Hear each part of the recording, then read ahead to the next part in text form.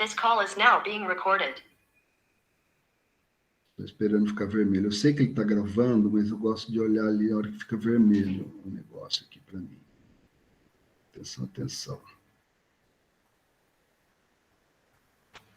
Já está aparecendo vermelho para você, Ana Paula, de gravando? Tá. Opa! Bom dia para a turma da Biologia! Até rimou. Estamos aqui na nossa UC Biologia Molecular e hoje nós estamos, deixa eu olhar aqui na cola, na semana 7 para falar de proteínas recombinantes. Tem muita coisa interessante para a gente ver, integrar tudo que a gente já viu.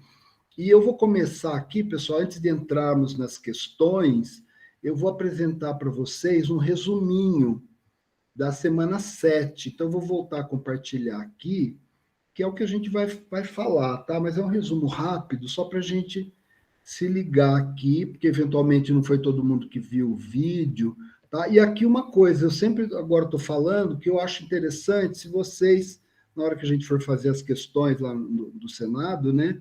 Se vocês abrirem o PDF que eu usei para gravar, porque ele é muito instrutivo, na verdade, ele complementa, porque quando eu fiz as questões, eu fui seguindo a ordem, né? Então, peraí, deixa eu ver se é esse aqui mesmo. É o resumo, tá?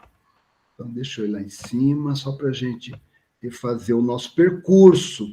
Gente, se tiver dúvida, coloca. Às vezes você está com aquele soninho, né, de manhã, com esse tempo. Aí, vou pôr uma dúvida aqui para ver se acorda. Põe lá, a gente gosta. Tá, então, olha, aqui é um overview, né? Um apanhado do que a gente já viu e que muita coisa está integrada aqui na nossa semana 7.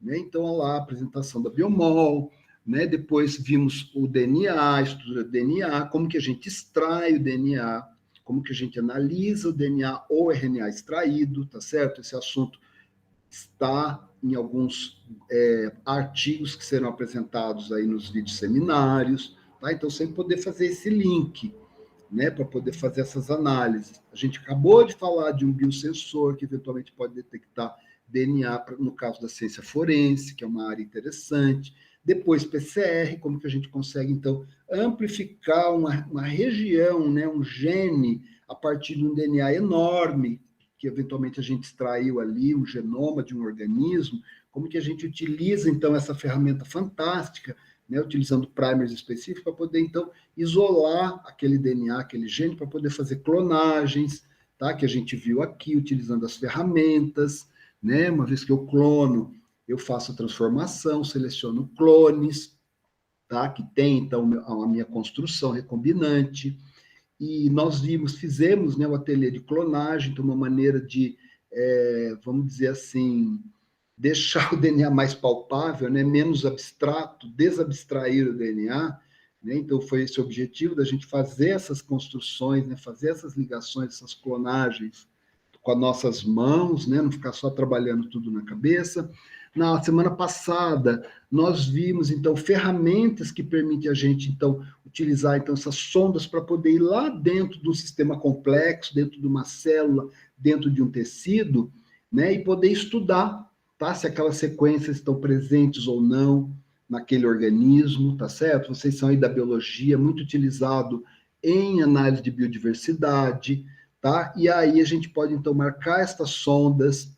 Nós já vimos que sondas marcadas são úteis quando a gente está fazendo RT-PCR, a sonda Tacma, por exemplo, né, que é específica, Southern para poder analisar DNA, né, para ver se uma sequência está presente ou não, para ver o tamanho do fragmento que contém a sequência que eu estou reconhecendo com a sonda, porque tudo que envolve gel separa por tamanho. Northern blot, análise de RNA mensageiro, tem relação com a expressão gênica, que a gente vai ter uma aula de expressão gênica para complementar isso. Né? O Western blot é o reconhecimento específico, uma técnica que permite identificar proteínas específicas com o uso de anticorpos, né? Que é um paradigma de reconhecimento específico. Né? Quando a gente pensa no anticorpo, a gente sempre pensa naquele modelo chave-fechadura, né? De uma molécula, no caso do sistema imune, nós, por exemplo, né, que vai reconhecer uma substância, um patógeno estrangeiro ao nosso corpo, né, que vai produzir aqueles anticorpos, e aí estamos vivendo a pandemia, integrando esse conceito, tá? Tudo isso, pessoal, a gente constrói conhecimento e a gente constrói uma bagagem para dialogar em termos de divulgação científica com a população, e a população começa pelos colegas do grupo e vai para a família, para os amigos, né? E nós vimos também sobre clonagem e subclonagem, né? A clonagem é quando eu extraio um DNA e clono num vetor, tá? Então, o DNA que eu extraí clonado, e a subclonagem é quando eu transfiro aquele DNA clonado de um vetor para outro, tá certo? Por quê? Porque sempre é vantajoso eu trabalhar a clonagem em plasmídio que replica em bactéria, tá? A gente usa muito Escherichia coli, rememorando isso, né? Que é um sistema que funciona rápido, né? Da noite para o dia, eu tenho uma cultura muito grande de bactérias com o meu plasmídio que eu posso isolar, eu posso fazer aqui, lembrando da ateliê de clonagem, fazer as checagens daquela construção, tá? Por mapa de restrição, por sequenciamento de DNA, que a gente vai ver logo em breve, tá? Uma vez que eu checo tudo isso em bactéria de uma maneira eficiente e rápida, aí eu faço a subclonagem para o vetor que eu vou utilizar, por exemplo, numa terapia gênica, para fazer um organismo transgênico, tá certo? Não, você pode até falar, né? Professor, mas por que eu faço a subclonagem? Eu não posso fazer direto a clonagem no vetor que eu vou utilizar para fazer a terapia gênica ou fazer o transgênico? Você pode, tá certo? Mas vamos supor que você quer fazer uma planta transgênica. Se você clona no vetor da planta transgênica, para multiplicar ele, você vai ter que fazer o transgênico, esperar meses para a planta crescer, para você ter quantidade do seu plasmídio para poder analisar se ele está correto ou não, tá certo? Então, olha só a dificuldade. Logisticamente falando, é muito melhor você trabalhar na bactéria, checar tudo e já ir direto com a sua construção confirmada para gerar o seu organismo transgênico ou fazer a sua terapia. E na aula de hoje, nós vamos falar de expressão de proteínas recombinantes, tá certo? Que é enfim, uma área muito importante da biologia molecular, porque permite não só a gente estudar as proteínas, as enzimas, vamos supor, você está estudando lá uma enzima, você sabe que funciona numa via que é importante naquele processo dentro do organismo, ou dentro de um tecido, dentro de uma célula, tá certo? Você pode clonar aquele gene lá com a telha de clonagem, com o PCR da aula do professor Valim, e aí você vai expressar em quantidade aquela proteína na forma recombinante, vamos supor que é uma proteína de um inseto, e você vai expressar em bactéria, tá certo? Por quê? Porque você vai ter quantidade, primeiro, do gene, que você vai expressar na proteína. E se for uma enzima, você pode fazer todos os testes enzimáticos in vitro para estudar a cinética da enzima, como que ela pode ser inibida, como que ela pode ser eventualmente alvo de algum tratamento, se se trata, por exemplo, de uma proteína que está relacionada a um patógeno, tá certo? Você descobrir qual que é o calcanhar de Aquiles, aquele patógeno, para você desenvolver uma terapia, e aí a gente não está só falando de humanos, viu, pessoal? Porque aí vocês podem dar o exemplo, inclusive colocando aí no chat, porque é interessante o feedback de vocês, de problemas de biodiversidade, tá certo? Muitas vezes você tem lá um animal, enfim, uma planta que é exótica e ela começa a interferir no ecossistema quando ela é introduzida. Tem vários exemplos, né, que a gente ouve falar. Vocês com certeza sabem muito mais do que eu. Tá? Então, uma forma de poder estudar melhor esses sistemas e eventualmente até combater. E purificação, tá? Então, aí estamos falando também dos biofármacos, que são essas moléculas altamente específicas, que são complexas, a gente não consegue produzir quimicamente num laboratório, então a gente utiliza os organismos vivos como biofábrica para poder produzir esses fármacos complexos, tá certo? Ah, professor, mas isso é legal, mas é a área do farmacêutico. Não, tá certo? Já contei para vocês, a gente foi na Libs, uma empresa farmacêutica poderosa brasileira, e as pessoas que nos receberam lá eram duas biólogas, tá? Uma que ligada a marketing e divulgação, e a outra que era a chefe da linha de produção de um anticorpo monoclonal, importante, que um dos primeiros produzidos aqui no Brasil. Tá? Então, tudo isso, gente, é um repertório, e aí entra dentro daquilo que a gente tinha falado para vocês, a proposta, né? Poxa, eu estou indo para Biomol, mas eu não gosto, eu gosto. Sabe essa coisa do gosto, não gosto? Eu gosto, não gosto é normal, né? Ah, eu não gosto de quiabo. Ah, mas espera aí, os chips de quiabo, hein? Poxa vida, aquilo com uma cervejinha ou com suco, para quem não toma a bebida alcoólica, tá certo? Então, eventualmente, você vai descobrir, tá certo? Uma utilidade, no caso aqui da Biomol, para uma questão que te fala mais forte, tá certo? Na sua cabeça, no seu coração. Esse é um exercício que eu proponho que só vocês podem fazer, né? Então, depois a gente vai ver expressão gênica, sequenciamento, vai ter uma aula de bioinformática que vai ser legal, tá? Então, a gente está procurando trabalhar a Biomol, né? E a trilha de aprendizagem que a gente pediu para vocês preencherem vai nesse sentido, para que a gente possa perceber e fazer com que ela mantenha aí um grau de animação e de vontade da gente chegar até o final do semestre sem abandonar. Né? Fica aquela coisa, que coisa chata, não estou gostando. Ou então, de repente, você fala, sei lá, não estou nem muito afim, mas eu vou lá para ver o que aquele professor maluco vai falar hoje. Tá certo? Então, eu não vou, mas depois eu vou ver o vídeo. Tá? Os caminhos vocês é que percorrem como protagonistas do processo de aprendizagem de vocês. Né? Nós estamos aqui para compor isso, estamos fazendo um vídeo. Ó, deixa eu parar acho que eu cheguei no final, porque não cheguei. Nós estamos vendo isso agora aqui, construindo esse vídeo, e outras pessoas vão ver. Se for um vídeo chato, quem que vai conseguir ver? Né? Então, expressão de proteínas recombinantes, aqui ligado a biofármaco, né, produzir essa proteína, aqui a estrutura do gene, nós vimos lá no ateliê de clonagem, né, o promotor que está relacionado, então, com a transcrição do gene, tá, envolve, então, a região codificadora e a região terminadora da transcrição, tá, tudo isso a gente já viu, para que servem as proteínas recombinantes, porque não adianta vir aqui e falar, olha, é legal, e não tipificar, não falar, não, sabe, não mostrar esse universo que é impactado por essa tecnologia. Então, olha lá, né? Saúde, biologia. E aqui poderia colocar, como eu falei para vocês, as áreas mais ligadas à biologia. Tá? Conservação, ecologia de populações, tá? Vários conhecimentos da ciência biológica que vocês ainda vão ver lá na frente, que vocês poderão correlacionar com essas tecnologias que a gente está falando da Biomol, né? Aplicações, olha aqui, né? Terapia gênica que a gente falou, melhoramento animal e vegetal, né? A gente tem uma tendência a ligar tudo à saúde humana, mas não, o Brasil é um país agropecuário, né? Então você pode não só trabalhar nesse melhoramento, né? Mas também um melhoramento da produção de animais e de vegetais para alimentação humana, mitigando os efeitos deletérios para o meio ambiente.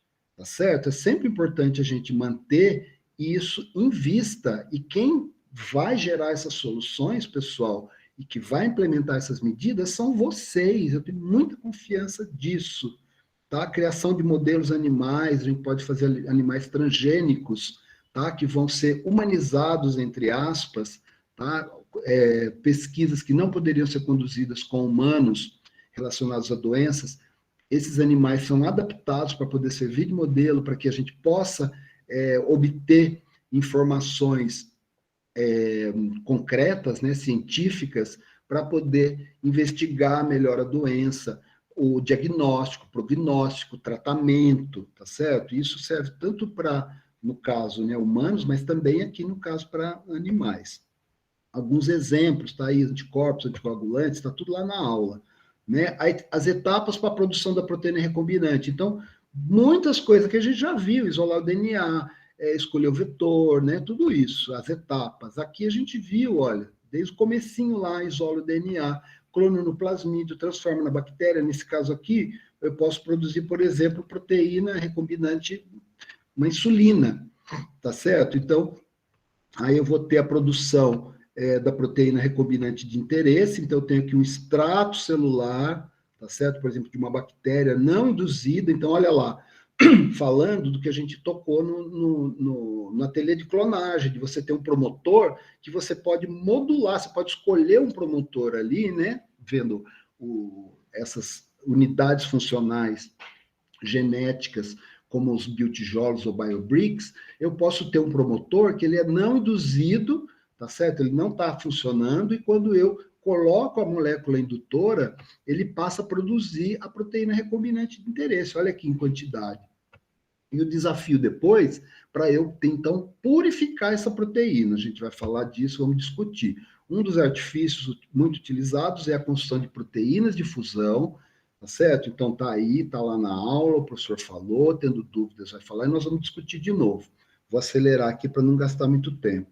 Né? Olha aqui, ó, vou expressar a proteína recombinante. Olha o nosso sisteminha aqui que eu mostrei para vocês. Tá vendo? O nosso gene tem o promotor, e aqui eu fiz uma fusão.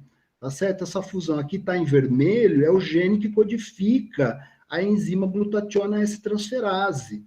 Tá? Ela tem afinidade pelo substrato dela, que é glutationa. Então, a glutationa vai estar imobilizada na coluna cromatográfica de afinidade. Né? Então, você fala, poxa, mas, gente, é um raciocínio que não é para decorar. Né? Você pode usar isso, pode ser no caso da enzima, pode ser no caso de uma regiãozinha aqui antes do gene de interesse, que codifica 6 histidinas que vão complexar com o átomo de níquel que está imobilizado na coluna, porque ali é uma interação específica também. E entre o tag aqui, né, o gene que vai permitir expressar essa parte da proteína de fusão que vai ligar na coluna, eu tenho aqui um sítio de clivagem para uma protease específica, para quando eu chegar lá no final, que eu purificar essa proteína de fusão que me ajuda na purificação, eu poder clivar e me livrar do tag que não me interessa, que daria uma reação, poderia dar uma reação anafilática num paciente quando eu fosse injetar aquele biofármaco. Né? Então, aqui mostrando que esses plasmídios são plasmídios comerciais, eles já são realizados, pessoal, para facilitar a nossa vida. Nesse aqui, por exemplo, tá vendo? Ó, a gente vê bem, eu falo isso lá na aula, tá? Tem aqui o sítio múltiplo de clonagem, então eu vou clonar qualquer fragmento aqui para produzir a minha proteína de interesse, que está aqui, tá certo? E entre esse sítio onde eu vou clonar e o tag, que nesse caso aqui é a glutationa S-transferase, eu tenho aqui uma região que codifica 1, 2, 3, 4, 5, 6 aminoácidos que formam o sítio de clivagem da protease trombina específica, tá certo? Então você compra o plasmídio, você compra a trombina para poder purificar no final, e você faz a sua clonagem, a sua engenharia genética, tá? Tá explicado aí. Esse aqui é o sistema que eu fiz, né, na aula, fiz para vocês, na verdade, já faz um tempo, mostrando aqui o sistema, como que é o tag, aqui é a RNA polimerase, como que ela transcreve, né? E aqui eu tenho a RNA polimerase, os DNTP, os RNTPs, porque é ribonucleotídeo, eu vou fazer RNA mensageiro, processo de transcrição, né? Olha lá o Bob do kit do professor, que é o ribossomo, tá certo? Então, se isso aqui é bactéria, a transcrição e a tradução é simultânea, tá? Completada a tradução, a RNA mensageira é degradada, e você tem a proteína de fusão, né, que está numa outra escala, que você vai purificar. Ah, isso aqui é um vídeo, peraí. Vamos lá, vamos ver aqui o vídeo do professor. Ah, olha lá, a transcrição, gente. A RNA polimerase ligou no promotor, tá, com os RNTPs, e vai sintetizando, então, o RNA mensageiro. É bactéria, então, o RNA mensageiro já vai ali para o ribossomo e vai traduzindo simultaneamente. Acabou a tradução, né, o RNA é degradado, eu falei para vocês, e aí tem a proteína de fusão, né, e a protease age sobre ela, né, no final do processo, e você fica com a sua proteína de interesse purificada para, eventualmente, você, se é um biofármaco, você colocar numa ampola, esse aqui é o processo que a gente vai ver depois, e poder injetar, ter o produto injetável, tá? Isso aqui eu fiz na minha casa, foi bem legal, viu? Um dia que eu falei, eu preciso fazer alguma coisa diferente. Então eu fiz aqui, ó, a coluna cromatográfica em diferentes escalas, tá certo? Como se eu fosse aumentando as bolinhas, os beads, né? A matriz da coluna. Então começa aqui a matriz em alta escala. Gente, isso aqui são as tampas das panelas da minha casa, tá? Bem amplificado. Depois aqui, um pouquinho menos amplificado, tem porta-copos da minha casa, aquele que você põe em cima. E aí vai diminuindo, né? Aí, quer dizer, eu vou vendo cada vez mais de cima, né? Os beads e a coluna. Olha, isso aqui é a figura da coluna. Tem um fluxo que passa, e no caso, essa é uma coluna de afinidade, tá certo? Que está aqui a glutationa, que está ligada, né? E a proteína de fusão com a glutationa S-transferase, que vai ligar-se especificamente. Tá? Então, como que eu separo? Né? Aí vou fazer a cromatografia de afinidade.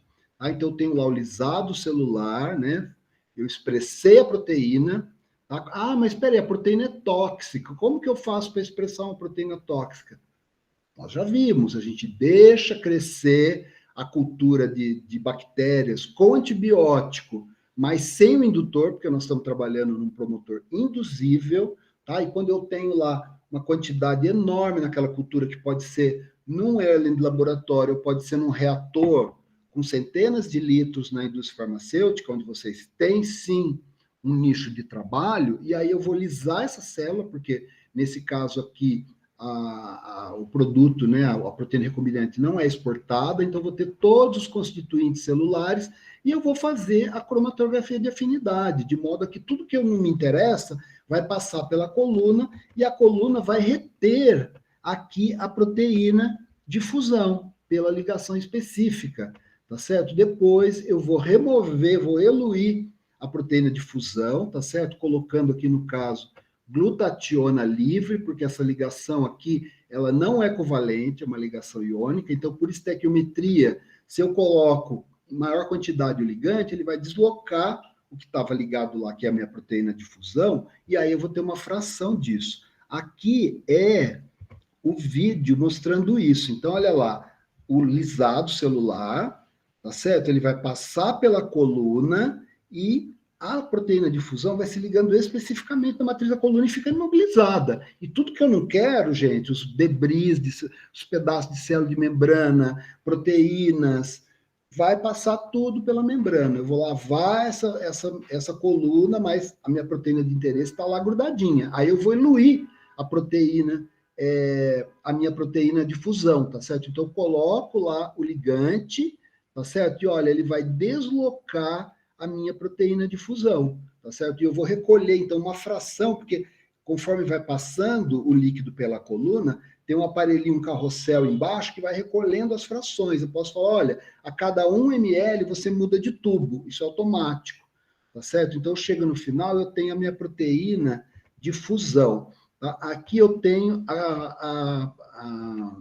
como que é feito, uma vez que eu purifiquei a proteína de fusão, eu trato com essa protease que é específica, que a empresa que me vendeu o plasmídio já desenhou para ter aquela sequência que codifica os aminoácidos reconhecíveis por essa proteína que ela me vende também, tá? E eu faço, então, a digestão, tá? Com aquela fração que eu consegui purificar a proteína de fusão, e pronto, gente, eu tenho aqui, olha, a minha proteína de interesse e o TAG. Só que se eu injetar isso no paciente, ele morre. Tá? Porque o TAG vai disparar uma resposta imune contra isso. Então, aqui, numa escala maior, né? Eu costumo falar, gente, não espalhe, tá? Que foi a Jennifer Lopes que emprestou os diamantes dela para eu fazer essa aula.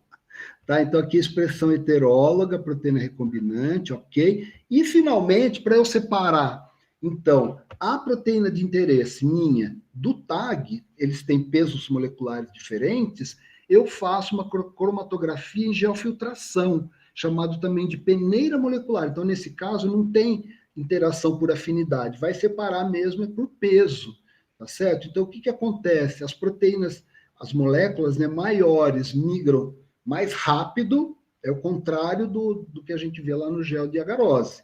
Tá? E as moléculas pequenas migram mais lentamente.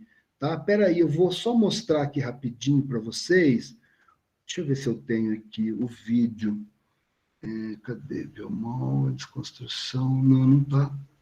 Seminário. É que eu estava vendo seminário. Só um segundo. Gente, vamos.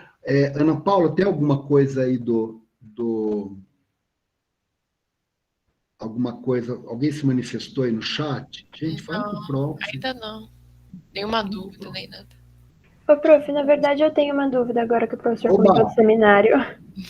O professor passou um slide ali em que estava escrito que a data de entrega é para o dia 14. Mas no PDF de mensagem preparatória tá pro dia 21. 21, pessoal. 21, tá? Tá bom, 14, obrigada. eu fiz uma semana a mais justamente para poder... tá aqui, ó, coluna de afinidade, não. Gente, depois eu vejo, mas o racional aqui é o seguinte, eu vou falar rapidinho, porque eu postei isso lá como vídeo. O racional aqui é o seguinte, a coluna de afinidade ela é uma peneira, o que acontece? Então, a matriz da coluna que está lá imobilizada, ela tem poros. Lembra um pouco aquela pedra pome, que é uma pedra que você compra na farmácia e vai raspar a calosidade. Tá certo? O que acontece? As moléculas grandes, elas passam entre a resina, tá certo? Porque elas são muito grandes, elas não conseguem entrar nos poros. Então, elas passam mais rápido pela coluna. E as moléculas pequenas, elas podem entrar nos poros, então elas ficam lá andando, descendo, leva mais tempo para sair da coluna. Tá? Tem um vídeo de 10 segundos que mostra isso, tá? Não sei se alguém viu. Tá? Então, olha, chegou aqui, quando eu faço gel, o que acontece, gente? Está aqui, ó, extrato da célula, vamos supor, uma E. coli não induzida, tem o plasmídia combinante, não foi induzido. Induziu promotor, por exemplo, com o IPTG, tem promotor que responde a etanol, alguma coisa que eu ponho ali no meu meio de cultura e pronto, começa a transcrever e a traduzir a minha proteína de interesse. Eu fiz a purificação da minha proteína de fusão, tratei com a protease e olha lá, gente, a proteína de fusão se separou, a proteína recombinante e a GST, que é o TAG, tá certo? Isso é que eu vou colocar na minha coluna de peneira molecular, após o tratamento. Achei que... Tá, beleza, pessoal. Então, aqui, ó, já avançou muito. Vamos partir para o nosso Senado, porque isso que a gente falou agora, vocês vão me ajudando a gente a animar aqui a nossa discussão. Então, vamos começar...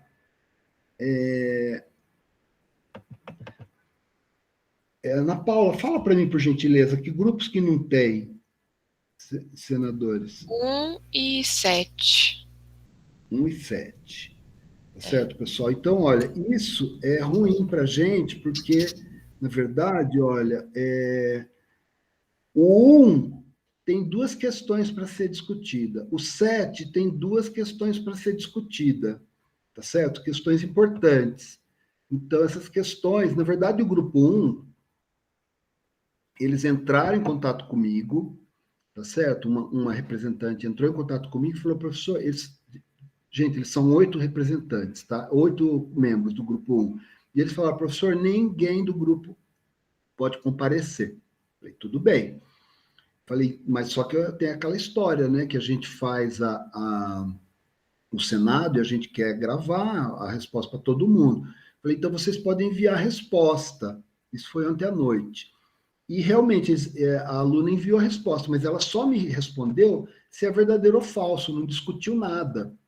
Tá? E aí, na verdade, isso pouco adianta, porque se fosse para só falar se é verdadeiro ou falso, a gente começava aqui, eu punho o gabarito e acabou. Né? A verdade ia ser redundante, porque o próprio Forms faz isso. Tá certo? Então, por que a gente faz essa discussão, pessoal? Para que nós possamos interagir. Tá certo? Se tiver um robô que faz tudo isso sozinho, o que acontece?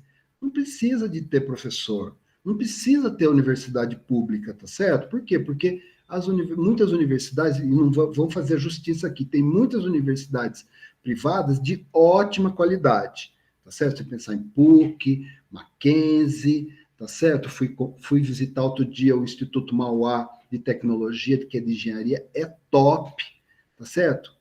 Maravilha! Quem tem 4 mil para pagar por mês? Tá certo? Então, até coloquei para vocês uma reflexão hoje, que é para a gente se ligar na realidade, tá certo? Para que a gente possa contribuir em nosso favor, tá? Então, vou parar de falar isso, porque vocês são inteligentes, vocês têm raciocínio para poder compreender, e tem a matéria que eu vou falar lá. Porém, nesse caso aqui, o que nós vamos fazer é o seguinte, as questões do grupo 1, eu só vou falar se é verdadeiro ou falso. E as questões do grupo 7, nem isso eu vou falar, tá certo? Na gravação. Porém, nós vamos mandar brasa, porque vai sobrar tempo, a gente vai encerrar a gravação, tá? E aí nós vamos discutir essas questões, tá? Porque eu acredito que a contribuição tem que ser coletiva, tá? Não adianta eu não participar e depois, não, mas depois eu vou lá e vejo o vídeo, tá? Quer dizer, todo mundo contribuiu e eu vejo o vídeo. Não acredito nisso, tá? Então, uma boa, tá? Quem não gostar do que eu estou falando, lamento, mas professor Júlio é assim, tá? Então, vamos lá. Questão 1, que é o grupo 1, é verdadeiro. Questão 2. Questão 2, quem que temos representando o grupo 2, Ana É Paula? o senador Lucas. Senador. É Ana Paula, né, Ana? Você? Sim. É porque eu coloquei Ana Ferreira, deixa eu colocar aqui Ana Paula. Nada. Senador Lucas. Bom dia, senador Lucas. Oi, bom dia. Senador, bom dia a você e ao seu grupo. Então, vamos começar aqui. Eu vou ler o enunciado e a gente vai elaborando isso com calma na discussão. Após o... Desculpa. Água. Após o reconhecimento do promotor pela RNA polimerase e fatores de transcrição corretos, a transcrição do gene é ativada, gerando RNA mensageiro, mRNA em inglês, que é composto unicamente da região codificadora, que será traduzida no ribossomo, dando origem à proteína recombinante expressa. Como que vocês entenderam essa questão? O grupo 2 colocou como verdadeira, porque, de fato, quando o RNA é formado, ele é um pré-RNA, ele contém introns e exons. E aí, só depois que ele passar por um processo de splicing, é que ele vai se tornar um RNA maduro, que vai conter as sequências de base que, de fato, vão ser traduzidas nos ribossomos. Tem uma pegadinha aí, senador. E vamos fazer o seguinte, então, para a gente poder encontrar onde está a pegadinha do professor. Eu vou compartilhar novamente a tela para mostrar uma figura que diz respeito. Por isso que eu falo, quem puder abrir o PDF, porque é legal você ter o visual aqui, porque a gente fica falando, a cabeça da gente já processa tanta coisa. Muitas vezes o conhecimento que a gente está falando, na hora que é visual, dá um match ali que facilita tudo, né? Vamos lá, senador, vamos fazer junto isso. A figura está bem aqui, ó. Eu adoro. Dá para ver essa estrutura, relembrando a estrutura básica do gene e o genoma, Ana Paula?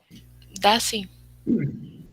Gente, eu sempre mostro essa figura, porque o professor é péssimo de desenho. O dia que eu fiz essa, eu fiquei tão orgulhoso, já faz tempo. Todo ano eu mostro. Senador, você viu que o professor está difícil de falar aqui. Eu vou pedir, por gentileza, para você ler o enunciado para a gente ir acompanhando aqui. Tá bom. Após o reconhecimento do promotor pela RNA polimerase e os fatores de transcrição corretos, essa é a primeira parte. Isso. A transcrição do gene é ativada, gerando RNA mensageiro, que é composto unicamente da região codificadora, que está traduzida no ribossomo, dando origem à proteína recombinante expressa. Perfeito.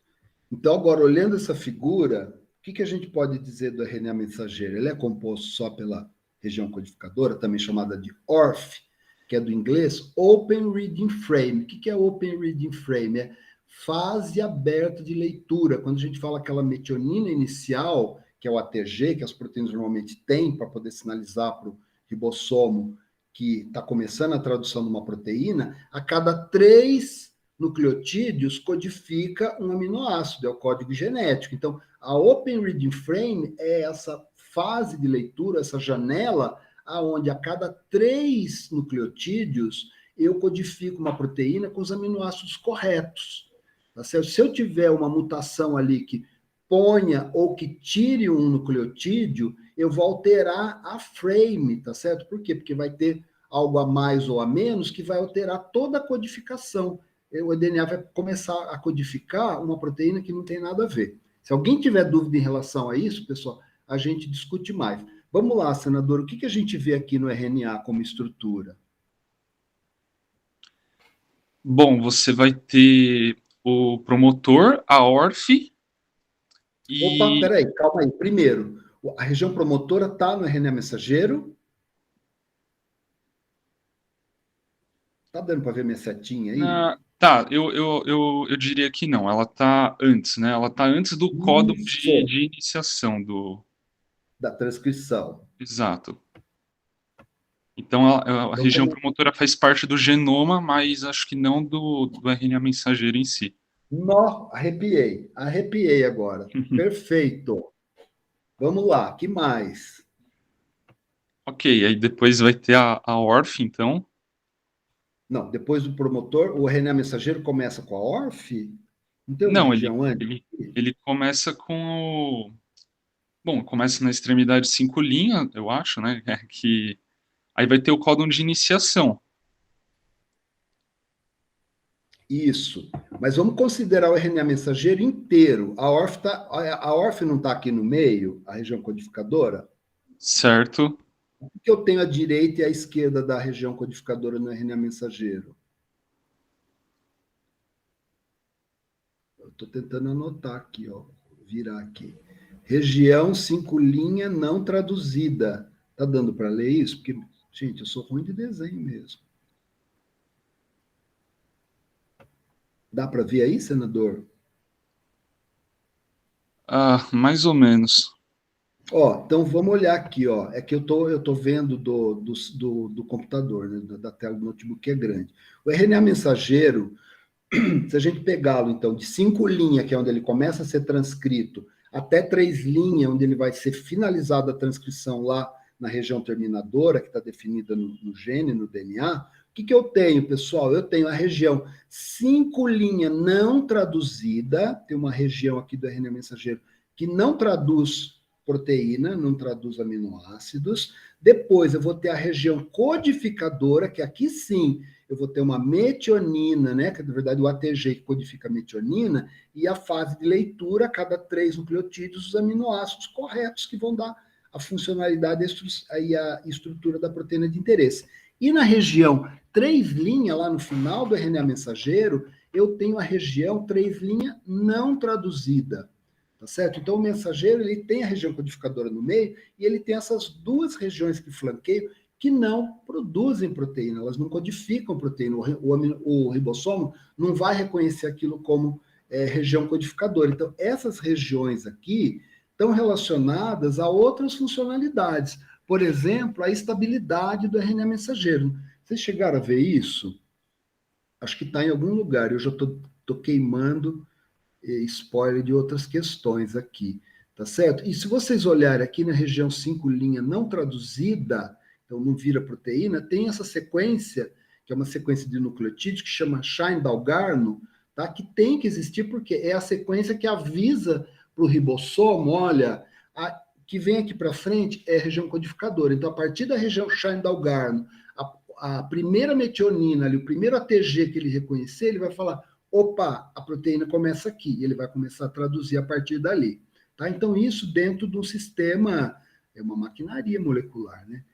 Ficou legal assim, senador Certo, Lucas? professor. Então, o item 2, na verdade, é falso, porque o RNA não vai ter unicamente a região codificadora, ele também vai ter essa região 5' não traduzida e 3' não traduzida, certo? Perfeito, perfeito. E Isso, no caso, isso, eu ia pode falar, perguntar gente. só se isso é exclusivo, todos os RNAs mensageiros vão ter essa Todos, característica, todos os mensageiros, certo? todos os mensageiros, tá?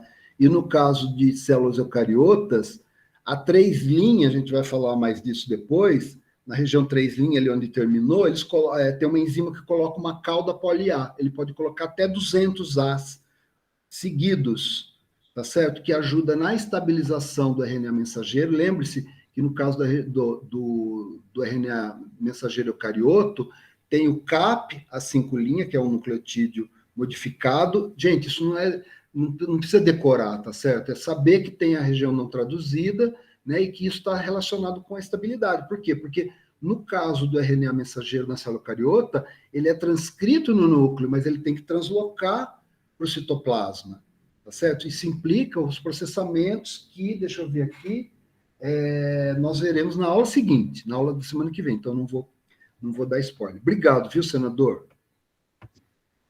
Vamos para a próxima, seria grupo 3. Quem que nós temos, Ana Paula, por favor? É a senadora Paloma. Ah, olha lá, o professor já deu o maior spoiler, senadora. Ai, meu Deus! Senadora, aí, grupo 3, bom dia. Bom dia, professor. Vamos lá. A sequência Shine Dalgarno, presente no...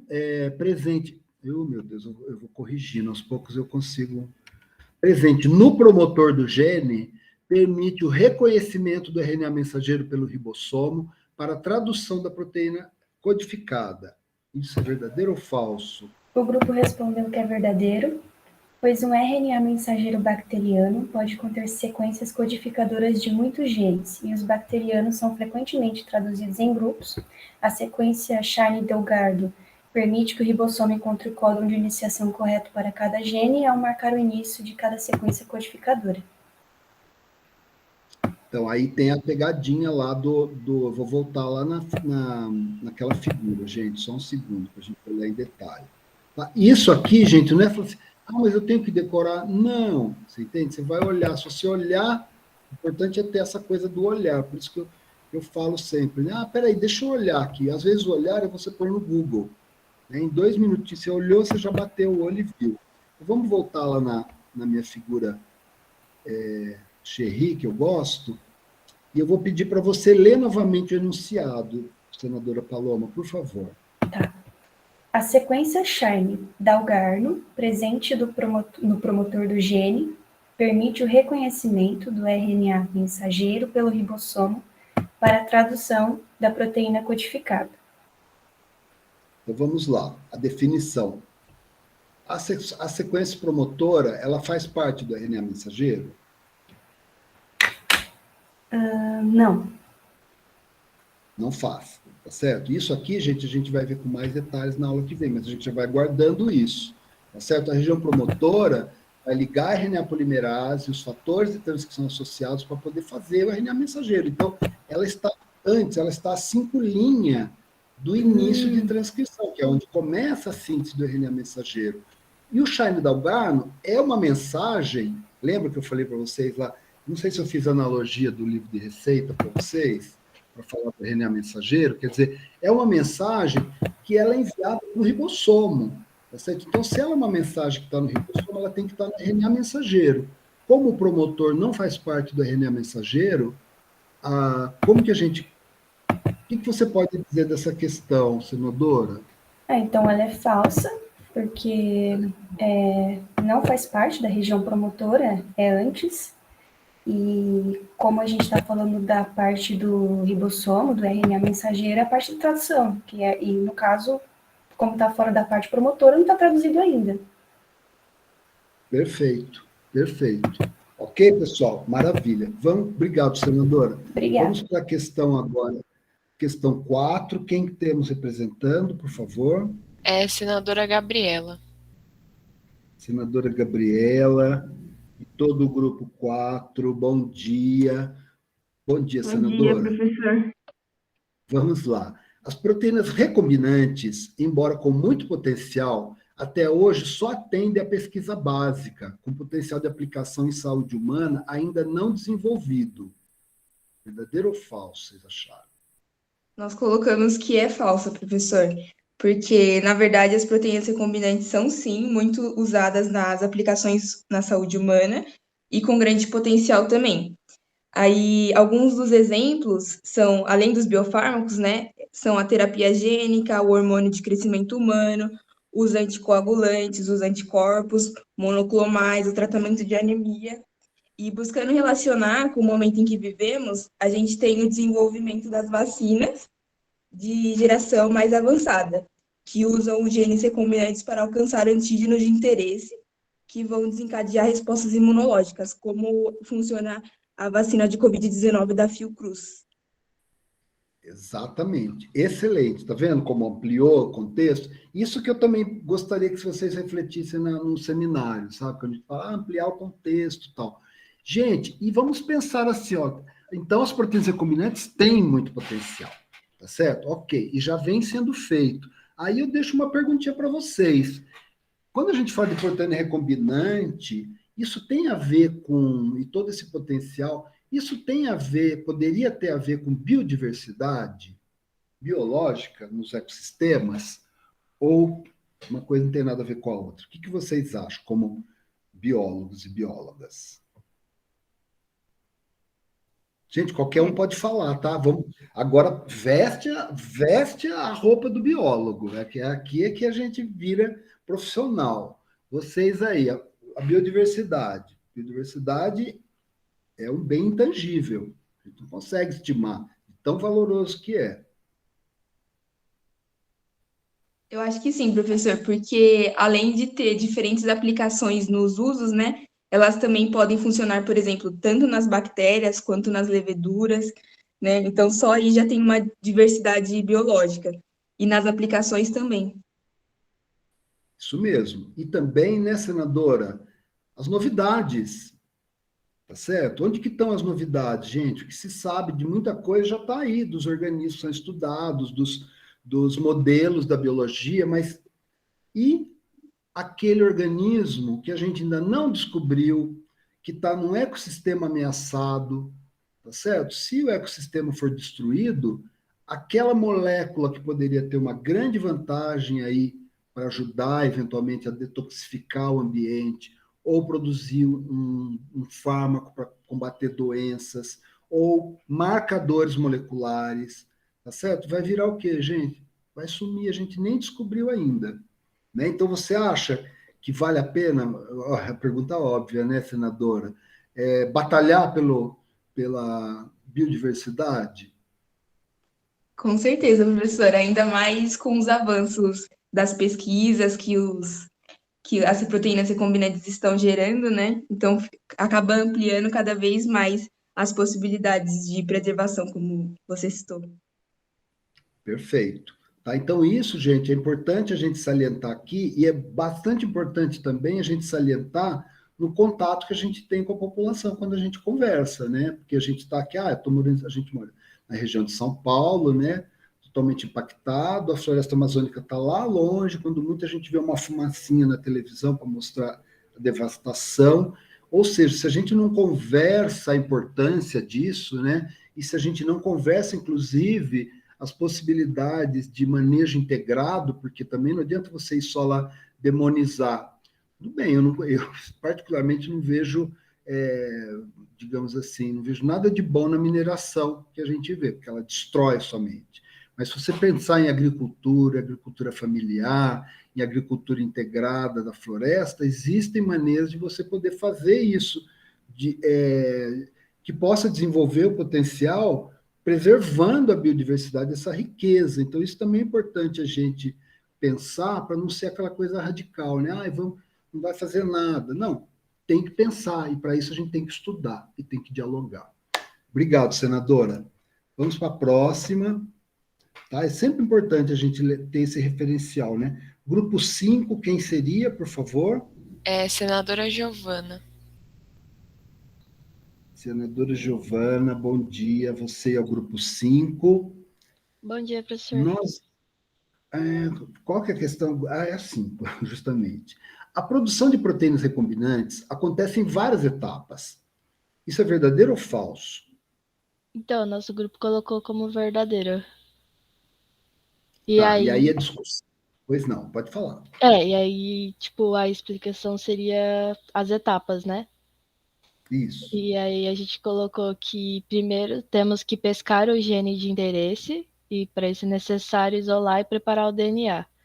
Aí depois temos a escolha do sistema de expressão, onde é necessário escolher o vetor apropriado. Após isso, temos a clonagem, na qual o fragmento de DNA que vai ser clonado é introduzido em vetores de clonagem e ele forma o DNA recombinante. Daí, o DNA recombinante é introduzido na célula hospedeira e ocorre uma transformação que possui mecanismos enzimáticos para a replicação do DNA e para a síntese proteica. Em seguida, ocorre a seleção e identificação de células que incorporam o DNA recombinante. E, por fim, temos a expressão, onde é verificado se a proteína foi expressa e, como finalização, é feita a purificação das proteínas recombinantes. E aí, os exemplos de biofármacos, a gente pegou os que estavam na aula, E aí a gente falou que nós temos os anticoagulantes, anticorpos monoclonais e os hormônios de crescimento. Perfeito.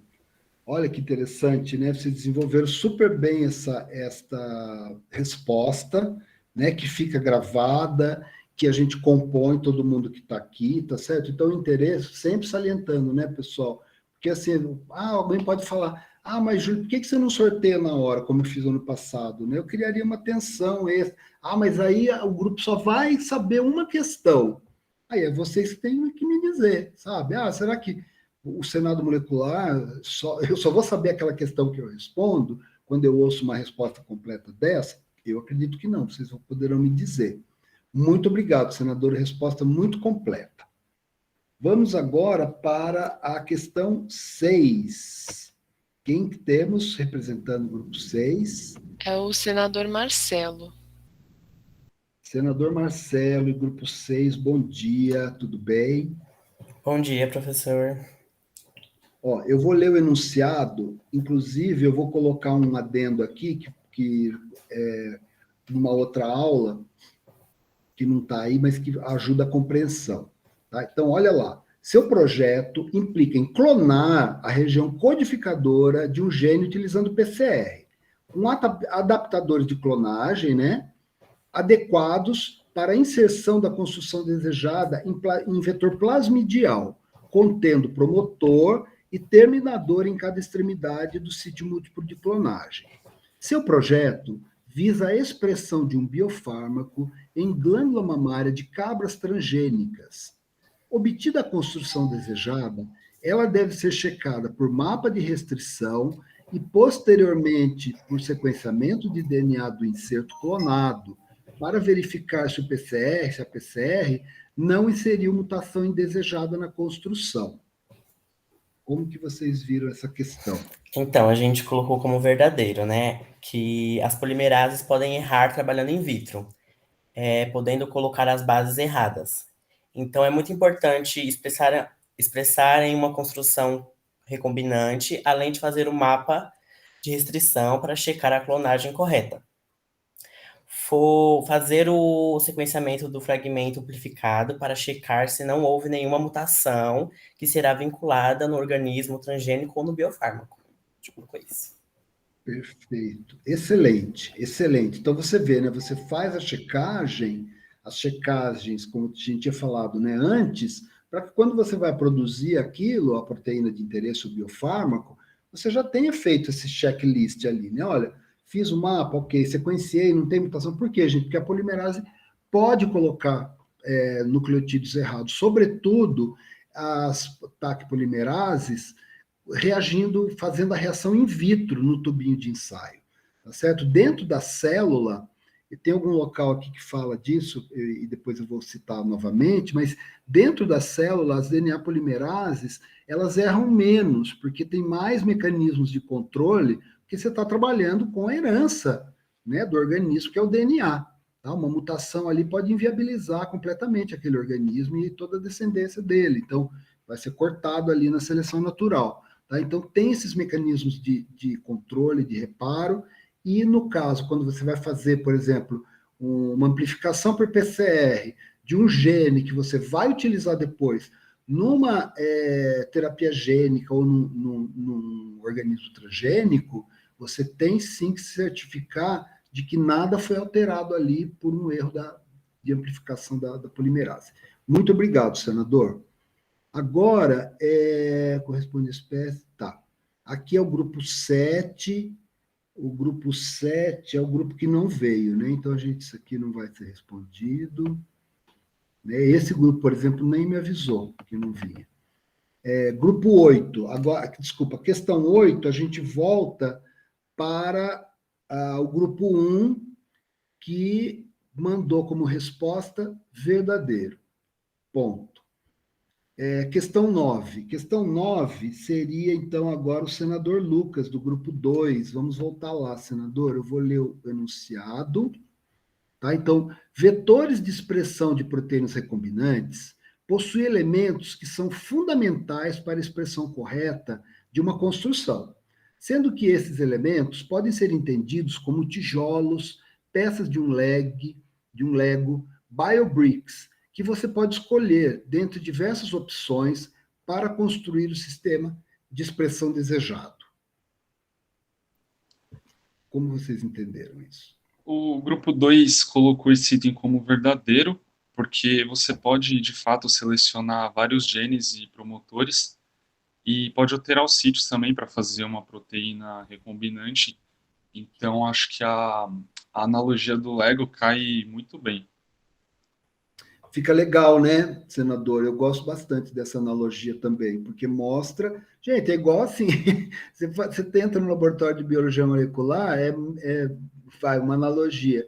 Vou entrar no Leroy Merlin, né? Aquela coisa, vamos ver aqui, gente, o que eu quero, né? O que eu vou fazer, com que tinta que eu vou passar na minha parede, né? Com que pincel é com rolo, eu vou querer textura naquilo ou não. Então, você customiza as suas construções em função do seu projeto, né? Eu acho que consolida isso e a gente vai continuar trabalhando esse conceito. Obrigado, senador.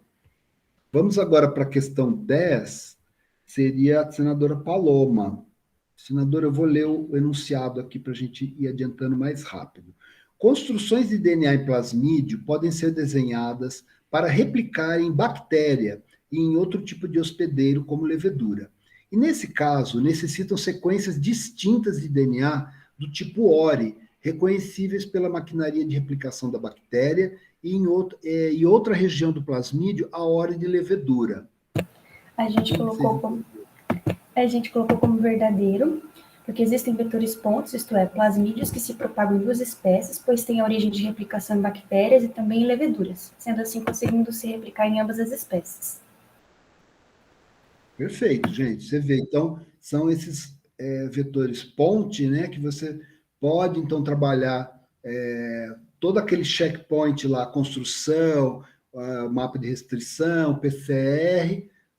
Por quê? Porque ele tem a capacidade de replicar em bactéria. Uma vez que está tudo checado, você nem precisa fazer a subclonagem, tá certo? Você pode ir direto com aquele mesmo vetor para o outro organismo que vai efetivamente produzir a proteína recombinante. E aqui, no caso, eu uso o exemplo de levedura. Tá? A levedura é um eucarioto primitivo, ele tem um sistema que tem núcleo. E mais, como eucarioto primitivo, ele pode introduzir na proteína já pronta modificações pós-traducionais, depois da tradução, tá certo? Pode glicosilar, pode metilar, pode colocar radical fosfato, tá certo? Para que aquela proteína tenha a sua atividade específica, tá? Então, não adiantaria, eventualmente, eu produzir em bactéria a proteína recombinante, porque eu ia traduzir a proteína, mas ela não ia ter a função. Então, o que eu faço? Clono no vetor, checo tudo em bactéria, pego, isolo o plasmídio, põe na levedura e aí sim ela vai, como uma biofábrica, vai produzir a minha proteína com as modificações necessárias para que ela tenha a sua atividade. Tá, pessoal? Então, se alguém tiver dúvida nisso, pergunta aí mais para a gente.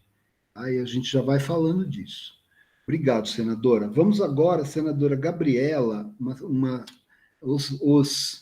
os enunciados estão grandes, né? Mas vamos lá.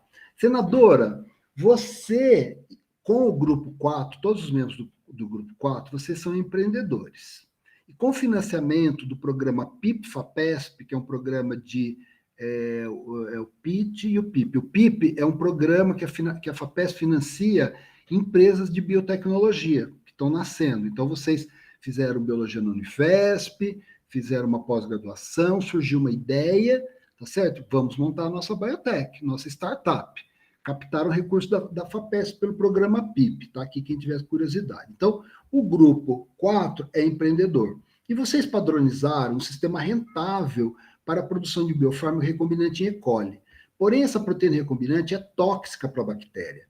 Isto impossibilita sua empresa de obter o biofármaco em grandes quantidades para atender a demanda de seus clientes, colocando em risco a saúde da sua empresa.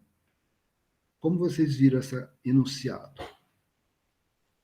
Então, professor, dá sim para tentar driblar essa toxicidade, né? A estratégia Então, que nós usaríamos, não, desculpa, então é falso que tá aí ou é verdadeiro? falso, Falso, beleza. Vamos lá, desculpa te cortar. imagina. A estratégia que nós usaríamos seria atrasar a expressão da proteína logo no início, fazendo com que haja primeiro um crescimento das células até uma quantidade considerável para a cultura densa, e só depois a transcrição da proteína recombinante. Isso possibilitaria uma grande produção de recombinantes por maior número de células, permitindo uma boa produção para a nossa empresa. Isso é possível porque o promotor da construção recombinante é induzível. Isso significa que existe a possibilidade de se manter o gene de interesse presente, mas reprimido, sem ser transcrito, até o momento de expressão. O momento mais adequado para a expressão é quando a cultura já está densa, após um crescimento adequado em meio de cultura. Por enquanto, o plasmídio recombinante e a região codificadora não estão sendo transcritos. Depois da cultura densa, podemos ativar e ligar essa construção, induzindo o promotor, que vai acabar deslocando o repressor do promotor, e por isso ativa-se a transcrição e a tradução. Olha, excelente. Inclusive, depois que tiver a gravação, eu vou ler de novo, porque você explicou melhor que eu. Tá? Então, você e o grupo. Então, eu achei excelente, porque essa coisa, você usou termos aí que ficou tão mais, sabe, você atrasa a expressão. Eu achei muito legal, muito interessante. Então, é falso, porque a gente pode sim, né, contornar essa dificuldade com esse mecanismo que você falou. Muito obrigado, excelente resposta. Obrigada a você. Vamos agora para a questão 12. Obrigado. A senadora Giovana. Senadora, posso ler aqui o enunciado? Estamos indo bem, gente. Pode sim. Vamos lá. Uma vez expresso o biofármaco proteico, a proteína expressa em grande quantidade pode ser observada por eletroforese em gel de agarose, junto com todas as proteínas bacterianas do lisado celular, do extrato, levando ao desafio subsequente, que é purificar a proteína de interesse das proteínas contaminantes do conteúdo celular das células hospedeiras, visando a produção do medicamento injetável que atenda a todas as especificações estabelecidas pela Anvisa. Isso seria verdadeiro ou falso? A gente colocou como verdadeira. E aí. Aí, olha, tem uma pegadinha aí. Espera só um pouquinho. Senador, eu pus uma pegadinha aqui para fazer bem a verdade, eu tenho vergonha dela. Mas o enunciado tem uma coisa que torna ele falso, tá certo? E eu vou dizer logo o que é, porque é uma. Vamos lá, gente. Alguém detectou aí o errinho bobo que o professor pôs? Ó, eu estou fazendo um gel de proteína. O gel de proteína é em agarose? Essa é a pergunta, para a gente não gastar muito tempo nisso. Ah, não, como que é o gel de proteína? Acrilamida, né? Isto, é em acrilamida, tá? Então você fala, gente, mas por que ele pôs isso? Não, gente, não é para pôr a casquinha de banana para você escorregar, é só para a gente ter essa discussão, tá certo? Porque quando a gente vai analisar proteína, e se usa muito gel de proteína na pesquisa, em laboratórios de análise, sabe? É corrente usar isso. É gel de acrilamida. E aí você também, a gente vai ver na aula de sequenciamento de DNA, e eu vou citar novamente, tá? Que ao contrário das proteínas que só são analisadas por gel de acrilamida, os DNAs podem ser analisados por gel de agarose, como a gente já viu, mas também por gel de acrilamida. Tá? Então, desculpa aí o errinho, mas é só para a gente puxar isso. E agora, a questão suplementar aqui para discussão, senadora. Aí agora eu teria que apresentar, né? O slide? Eu apresento, peraí, porque na verdade, eu não sei se foram vocês que vieram me apresentaram, que na verdade não é o slide 24, é o slide 23.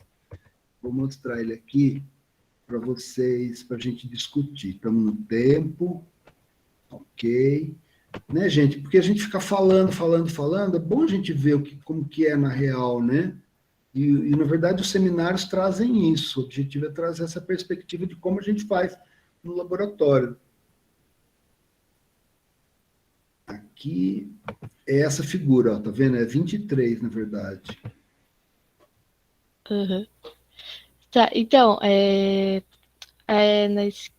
primeiramente, né, o gel que é utilizado aí é o acrilamida, e aí, né, ali no PM é o padrão de peso molecular, que são de proteínas, que já tem o tamanho conhecido, então a gente usa como referência.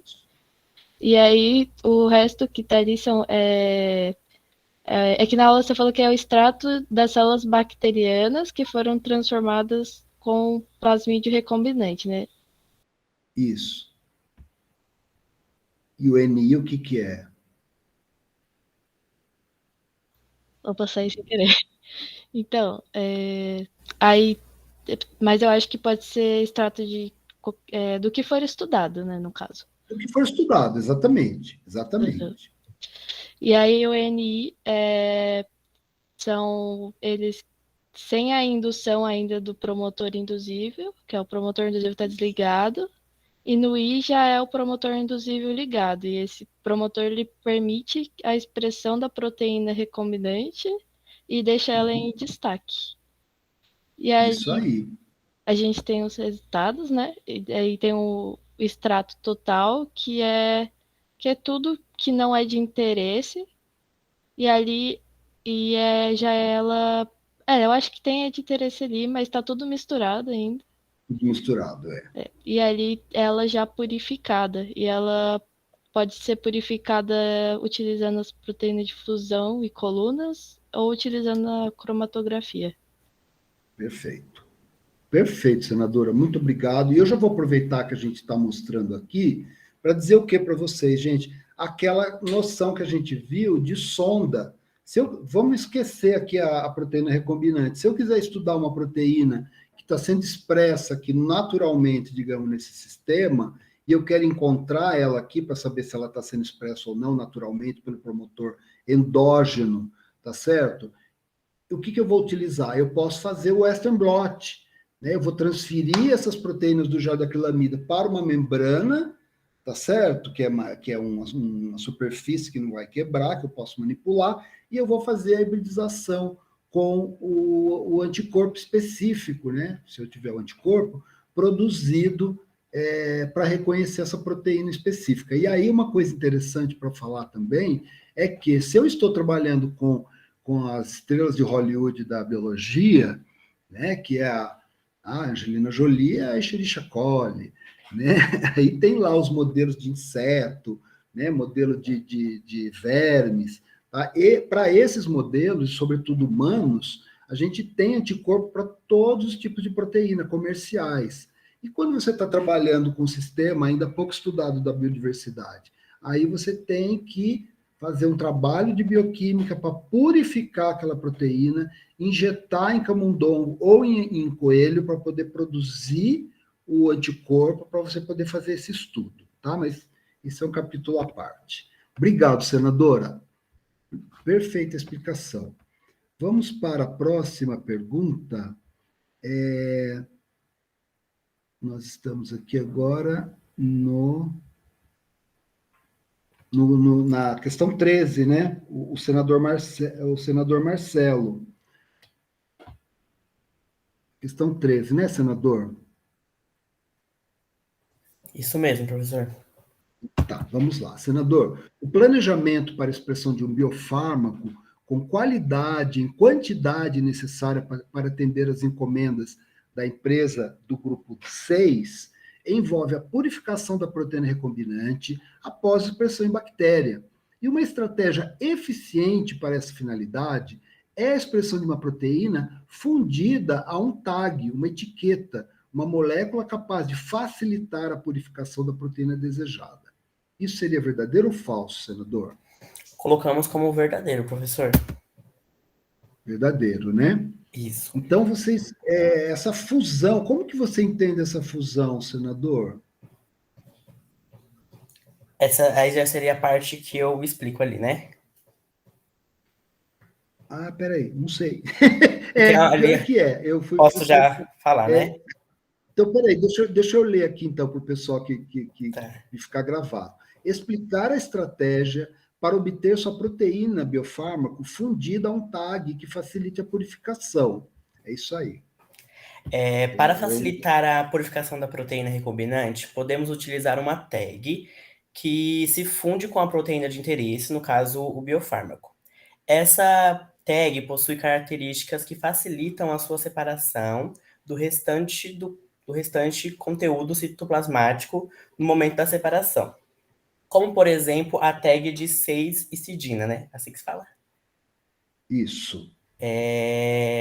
Que apresenta afinidade com a coluna cromatográfica, separando do restante das impurezas e permitindo, em uma próxima etapa, a quebra da tag com a proteína de interesse através da atividade da protease e a purificação da proteína se utilizando o gel de filtração.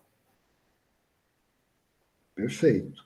Pessoal, então, olha, essa resposta, né, que está muito bem colocada, eventualmente, não entendi direito alguma coisa, lembra sempre, né, que você tem lá o apoio da figura no PDF e você tem o vídeo assíncrono, onde tudo isso eu explico, mas de uma maneira mais rápida, né, para o vídeo não ficar muito longo. E tem a segunda aqui, senador, que eu inclusive estou procurando aqui a cena, né, que fala aqui, ó, ver o vídeo assíncrono 1 de 2, eu estou procurando ele aqui, a partir do minuto 15:50. Explique como podemos realizar uma clonagem para gerar uma proteína de fusão, representando a sua proteína de interesse fundida a uma proteína repórter GFP. Então, eu vou compartilhar novamente e eu vou colocar esse pedaço, tá certo? Só um segundinho. Estou procurando fazer mais diferente agora, para a gente usar esse material, né? Até para vocês, eventualmente, não vir e falar, olha, legal, dá para eu ver lá no vídeo do assíncrono. Vamos ver como o professor se sai. Detalhe, né, gente? No vídeo eu estou um ano mais novo, tá? Então vocês dão um desconto. Ou não vão falar assim, nossa, o professor está acabado. Gente, ano passado ele estava bem, mas esse ano... Vamos lá. Deixa eu achar aqui. Semana... a partir do qual minuto? 15:40, senador? 55? Deixa eu ver aqui. 50. 15:50. Né? Então, deixa eu voltar. Vamos ver se o professor explica bem. Agora que nós vamos ver. Vou pôr um pouquinho antes. Certo? Então, eu tenho quantidade da minha proteína recombinante expressa, tá certo? A partir da indução. E aqui eu coloco um vetor, tá certo? Para a gente ter essa familiaridade com o que significa o vetor. Então, aqui eu tenho, MCS, sítio múltiplo de clonagem, que nesse caso aqui está do lado de uma proteína repórter, uma GFP, tá? Que ela floresce. Então, nesse caso aqui, quando eu clono o meu gene de interesse, isso aqui é uma clonagem de fusão. Quando for ser expresso, transcrito e traduzido essa construção, eu vou gerar uma proteína onde está fundida a proteína GFP com a minha proteína de interesse. E nós vamos ver em seguida como isso ajuda na purificação. Tá bom aqui. Isso a gente vê depois. Vai. Valeu, gente. Você acha que o professor explicou bem aí? Senador. Foi bem. Eu que não sei se vou saber explicar tão bem.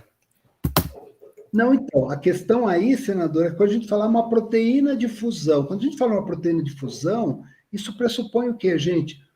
Um DNA de fusão, onde você já fundiu ali os dois genes, de modo a que a ORF dos dois seja respeitada, que eu não produza uma proteína que vire um monstro ali, porque eu coloquei na hora de fazer a construção, eu pus uma base a mais ou uma base a menos, né? Então é isso que mostra ali. E isso também tem a ver, pessoal, com, que a gente vai ver depois, com o funk da Biomol, que vocês acho que eu já postei para vocês, que é um recurso didático que eu criei aí para a gente, tá certo? Onde a gente vai falar como expressar, né, da expressão de uma proteína repórter, que no caso é o GFP. Então, vamos ver aqui, senador, para finalizar, né? Explique como podemos realizar uma clonagem para gerar a proteína de fusão. Né? Então, você viu, na verdade, o vetor, ele já tem tudo preparado, né? Você só tem que clonar o seu inserto na forma correta para não quebrar a sequência ali, a fase aberta de leitura. Ficou claro, senador? Conseguimos sim, explicar professor. direito? Ficou. Então, tá ótimo. Obrigado, viu? Vamos ver aqui agora, questão 14, eu vou ter que olhar aqui. Questão 14 é o grupo 7, que deu WO na gente. Então, vamos pular. Questão 15. Questão 15. Aqui que eu comecei a sortear. Porque o que eu fiz, pessoal? Faltou aqui 3 questões, tá certo? Porque eu fui 1, 2, 3, 4, 5, 6, 7, 1, 2, 3, 4, 5, 6, 7, faltou 3. Essas 3 eu sorteei entre todos os grupos, tá? Então, a questão 15 é o grupo 3, senadora Paloma. Vamos lá, senadora, obrigado pela contribuição de vocês aí e do grupo. Vou ler o enunciado. Uma vez purificada, sua proteína de interesse fundida a um tag de histidina em coluna de níquel, seu biofármaco está pronto para ser invasado e utilizado como medicamento biológico injetável. Tá, a nossa resposta foi assim. Falso. Em um biofármaco, não pode injetar proteína de fusão, pois o tag será imunogênico. Na construção de fusão, se tem nucleotídeos, que codificam os aminoácidos que geram um sítio específico de uma protease. Uma vez que se tem essa fração da proteína recombinante purificada, será tratada com a protease, onde é clivada e separada a proteína recombinante de interesse do tag que não se tem interesse. Será feita uma cromatografia de gel, filtração, onde será separada na matriz por tamanho, recolhida por uma fração da proteína recombinante e assim estará pronto para ser invasado.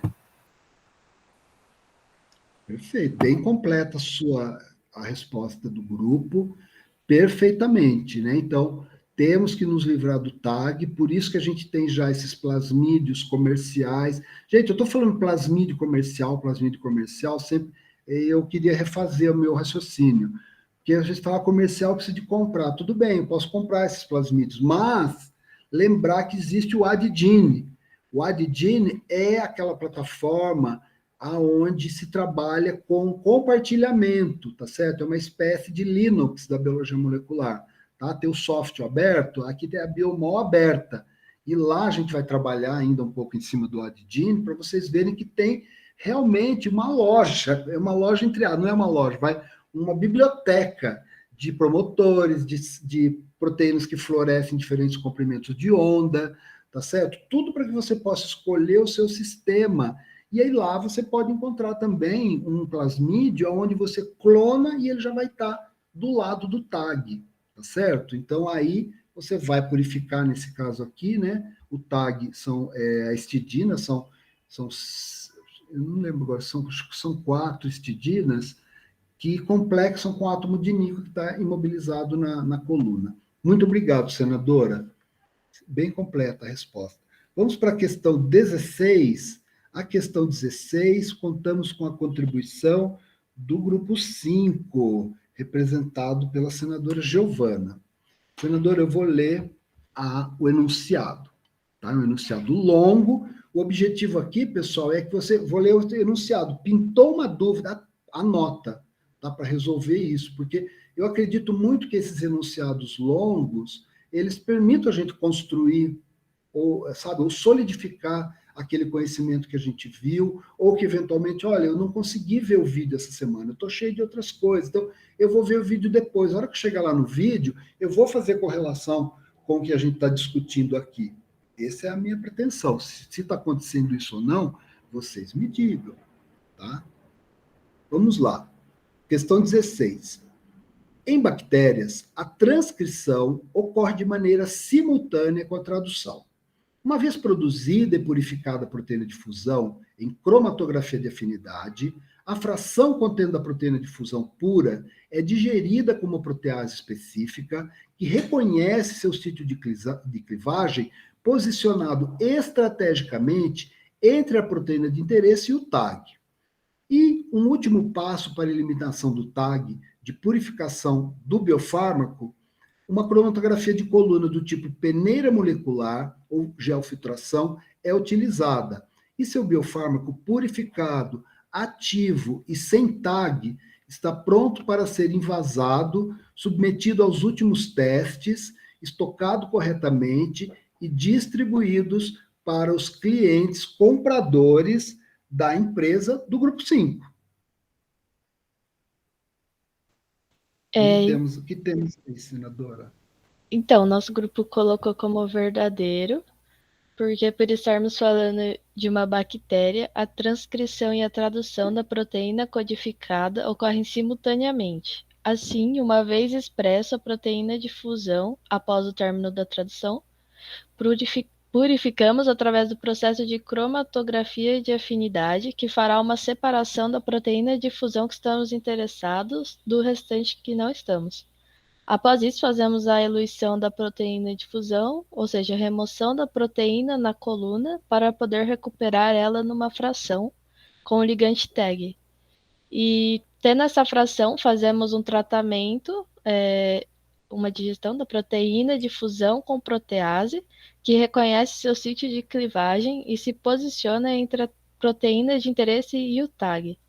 Por fim, como último passo para a eliminação do tag, fazemos uma cromatografia de geofiltração, ou também conhecida como peneira molecular, e nela a matriz da coluna é cheia de poros, onde as moléculas pequenas passam dentro dos poros da resina, e assim demorando mais tempo para passar pela coluna, enquanto que as moléculas maiores, que é o gene recombinante de interesse, tendem a passar entre a matriz da coluna e com isso eludem mais rapidamente. E finalmente, com a nossa proteína recombinante purificada, submetemos aos testes toxicológicos e podemos invasar e distribuir. Perfeito, perfeito. Gente, então imagine, vocês já se formaram, já fizeram estágio numa indústria, eventualmente, aí está lá uma oportunidade de emprego bom numa indústria farmacêutica. Lembrando, não é só para farmacêutico. Tá? E aí você vai lá na entrevista com todo mundo, tal, e o cara fala, olha, nós produzimos esse biofármaco, estamos produzindo, temos esse mercado, não sei o quê, E aí ele fala, bom, então o sistema é esse, né? A gente está com essa célula, com a célula de ovário de hamster, com a construção, e aí você pega e fala, é uma proteína de fusão? Qual é o tag utilizado no sistema? Pronto, aí o cara já vai falar assim, eu preciso dessa pessoa com um cargo de gerência aqui nessa linha de produção, tá certo? Então, esses conhecimentos, pessoal, não é coisa que vocês vão decorar, vocês vão sempre poder se preparar antes, né, para uma entrevista de estágio, uma entrevista de emprego. E o interessante aqui que eu acredito é vocês poderem resgatar isso lá na frente, né? Depois, ou no final da faculdade, ou depois do professor, vocês não vão lembrar, né? Que eu já estou percebendo, ainda mais no remoto, né? Mas penso que eu vou passar com uma placa assim, vou falar, eu sou o professor Júlio da Biomol, tá certo? Para a gente se encontrar no presencial, né? Mas brincadeiras à parte, a questão é essa, sabe? O que vale é o raciocínio. Tá? Eu acredito que a gente tendo esse diálogo, eu não vou declamar isso como uma decoreba, tá certo? Mas é entender o princípio. E o princípio, se a gente for pensar, ele é simples, né? Você produz uma proteína de fusão, o tag da fusão liga na coluna de afinidade, tá certo? Permite uma primeira purificação, aí o plasmídio tem lá um artifício de clonagem onde você já põe o que você quer, né, o seu gene que vai produzir do lado, né, do tag com o sítio de clivagem da protease, e assim vai, tá? Isso tudo é deduzível. Muito obrigado, senadora. E agora nós temos, vamos ver aqui, a última questão, que é a 17, que é o grupo 7, que não apareceu. Então agora, pessoal, nós estamos ainda 9h47, temos tempo.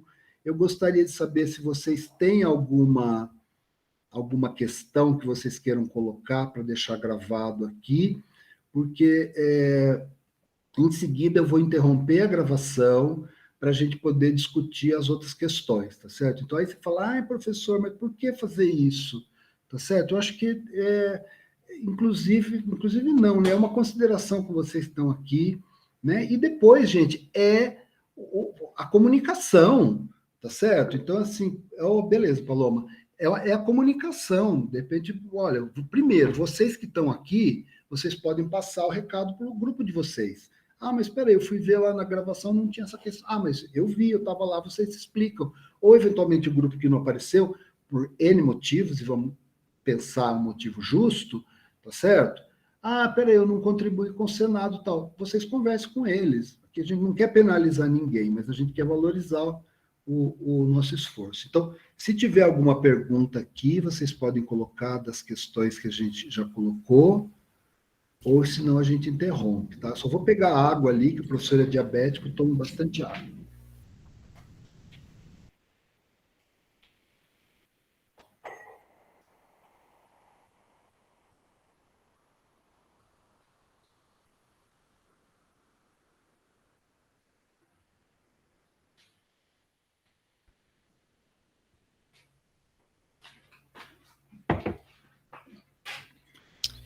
Pessoal, acho que não apareceu ninguém, então vou interromper a gravação. Aquela pergunta do reensina.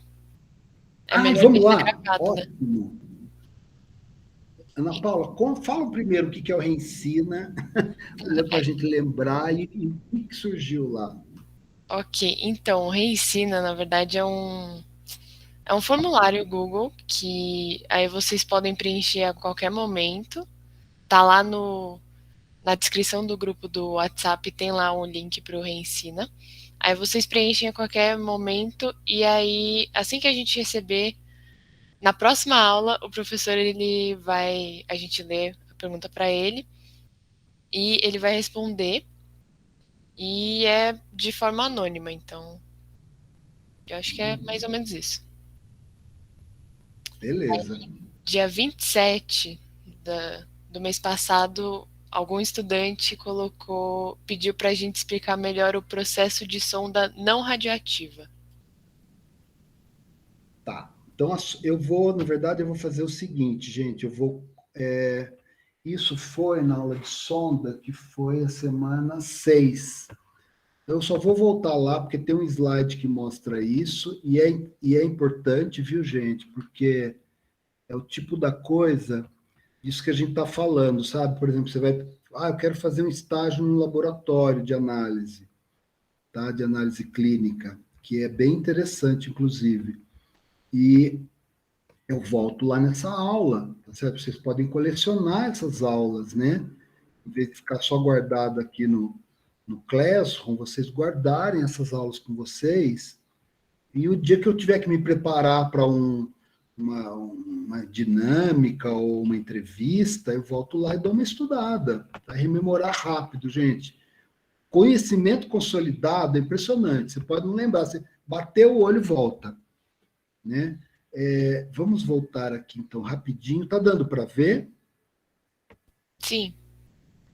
Tá, então, olha aqui, sonda radioativa. Para falar da não radioativa, vamos falar da radioativa, né? Então, o exemplo aqui, o Southern e o Northern, tá? Então, o DNA, ele é marcado com fósforo 32, tá certo? Ou pode ser marcado com enxofre 35, tá? Então, a gente já compra essas moléculas radioativas e isso cai em desuso pelo manejo que exige autorização do Conselho Nacional de Energia Nuclear, rejeitos radioativos que ficam para a gente fazer, a questão da biossegurança, que é difícil, eu trabalhei com radioatividade muito tempo, é tenso para caramba você se proteger.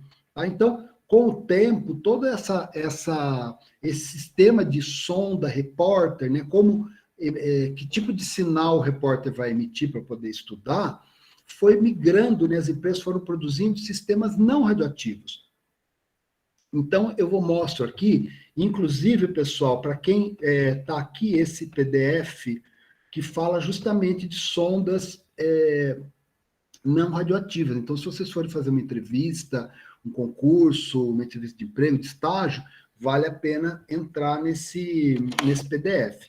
Tá? Então, eu tenho aqui, olha, a minha sonda, nesse caso aqui, é uma sequência de nucleotídeos, né, como se fosse um óligo, né? Vamos pensar aqui, a gente pode pensar nesse caso aqui na sonda TACMA, da PCR tempo real, que é utilizada inclusive na detecção do SARS-CoV-2, o vírus causador da Covid. Nesse caso aqui, pessoal, existe uma molécula fluorescente que ela está ligada covalentemente nessa sequência de DNA que vai reconhecer o meu alvo, tá certo? E isso é uma empresa que vai fornecer. Você vai fornecer para a empresa a sequência específica, né, da sua sonda para reconhecer o alvo que você quer, e eles sintetizam, então, esse pedacinho ali com os nucleotídeos ligados na ordem correta e ligado a uma molécula fluorófora, que é uma molécula pequena, que não vai interferir na ligação específica do alvo com a sonda por ligações de hidrogênio, tá certo? Então, nesse caso aqui, olha, o que acontece? Quando tem a emissão de luz, normalmente na forma de laser, que isso é no equipamento que vai analisar, vai excitar esse fluoróforo e ele vai vai emitir luz. Tá? Então, por exemplo, é bastante utilizado, né, na tecnologia de FISH, tá? Fluorescent In Vitro Hybridization. Tá? Então, no FISH, olha aqui, isso aqui eu tenho um cariótipo, tá certo? Eu tenho aqui os cromossomos, que pode ser, gente, humano, de lagartixa, de lesma, do que vocês quiserem, tá certo? Que você consiga ver ali o cariótipo. E aí eu quero investigar aquela sequência, tá? Específica, minha sonda para um gene específico, uma sequência específica, onde eu possa hibridizar, então, diretamente nos cromossomos, tá? E eu estou olhando isso no microscópio de fluorescência, tá? Onde tem um laser que é incidido, e aí o microscópio com filtros ele consegue registrar essa imagem, encontrando aonde a sonda mapeou, né? Onde ela encontrou o seu alvo, tá? Diretamente. Isso aqui é muito útil para estudar doenças genéticas, tá certo? Eventualmente, se eu estou estudando organismos de espécies aparentadas, eventualmente eu posso ver se aquele gene de interesse está presente ou não. Pode ser por Southern blot, mas pode ser também pela essa tecnologia do FISH.